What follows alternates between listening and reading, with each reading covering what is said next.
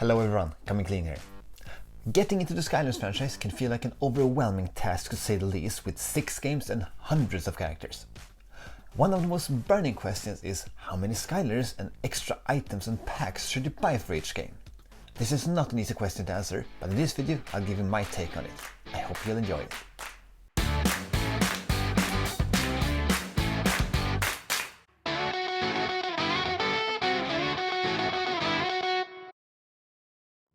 The opinions on what you should buy for each game will certainly vary from player to player.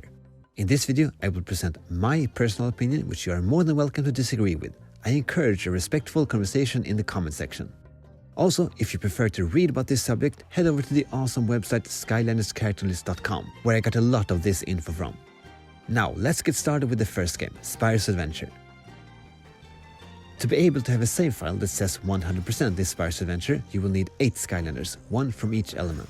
You will also have the option of buying some extra power-up items plus 4 adventure packs that unlock 1 level each.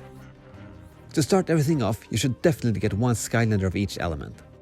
This will let you open all elemental gates on every level and experience all that the story mode has to offer. Since everything for this game is relatively cheap, you can of course expand your collection with Skylanders you like.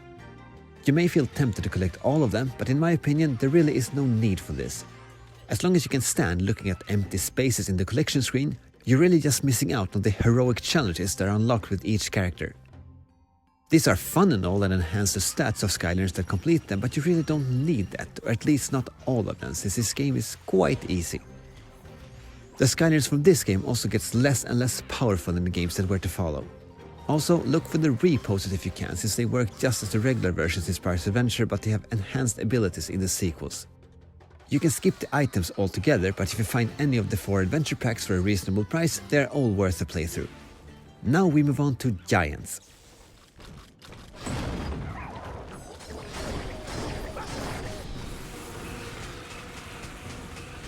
This game is quite generous when it comes to getting a 100% save file, as you only need 1 Giant and a total of 8 Skylanders, 1 of each element.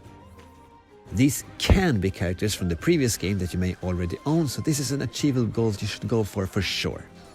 Again, this is my personal opinion, but I am not a fan of the big, lumbering, bulky Giants. It is a cool gimmick, they have interesting movesets, it's just not my thing. The Giants also become less useful and also less imposing compared to the Trapmasters and Senseis from the latter games, so I really don't think there is any need to go out of your way to collect them. But then again, most of the stuff for this game is quite cheap too.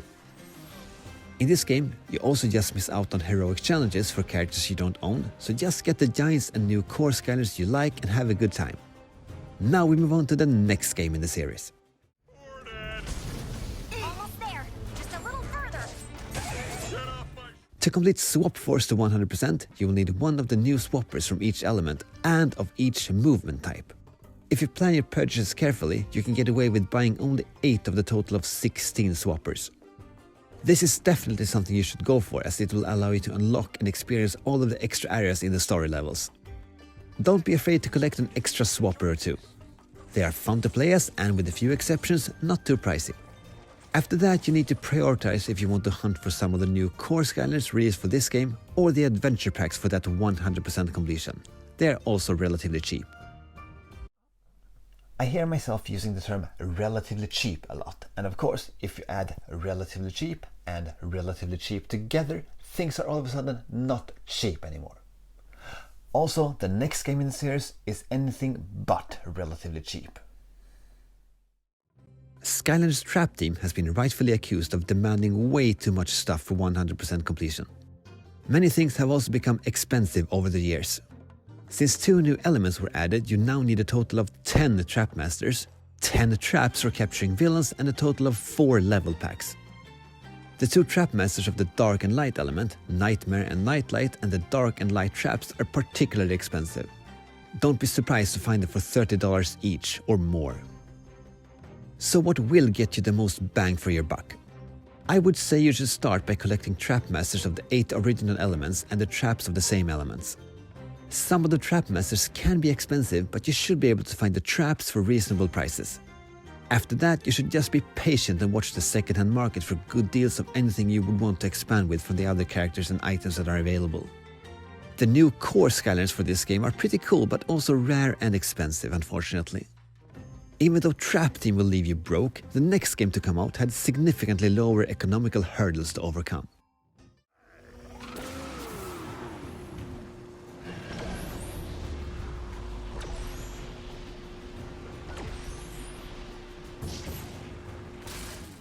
In Skylanders Superchargers, there isn't even a percent counter to keep track of your progress. To experience everything on the story levels, you only need one Skylander and 3 vehicles of each type: land, sea and air. That's it! Since both vehicles and characters for this game are mostly affordable, you probably want to expand your collection a bit. I recommend going for one vehicle of each element. This will allow you to access all the elemental challenges that you can complete for rewards. There is also a challenge dedicated to the combination of a certain supercharger pilot and the respective vehicle. To complete all these though, you need to collect every supercharger Skylander and their vehicles, so you might want to think twice about this. There are also the trophies that unlock new racing levels and modes. They are however only relevant if you enjoy the racing aspect of this game, which I personally do enjoy a lot. If that's not your thing though, feel free to skip them. They do however allow you to unlock villain characters in the racing mode, which is pretty cool. That was all not too steep, right?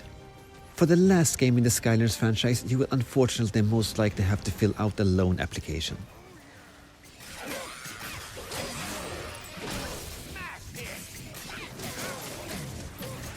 In Skylanders Imaginators, the awesome but rare and expensive senseis were introduced. Almost no character, except for the ones in the starter pack, can be considered cheap, and you need many of them to fully experience this game. The 2 senseis Robo and Wildstorm, for example, unlock new levels, and you will have to look hard to find them for less than $100 each. That's a bit overkill for most players, and luckily you can get a solid game experience without them. I would suggest starting off with trying to find one sensei of each element, since they unlock the Sensei Realms levels for the hub area. There is a lot more to cover about Imaginators, but I won't get more in-depth now. I did however make a dedicated video about what I think you should buy for this game and in what order. You can find it on this card and in the pinned comment down below.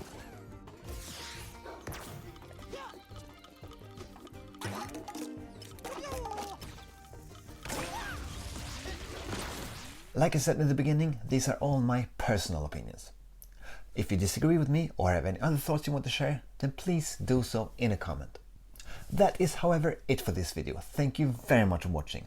My name is Coming Clean and I will see you next time. Take care!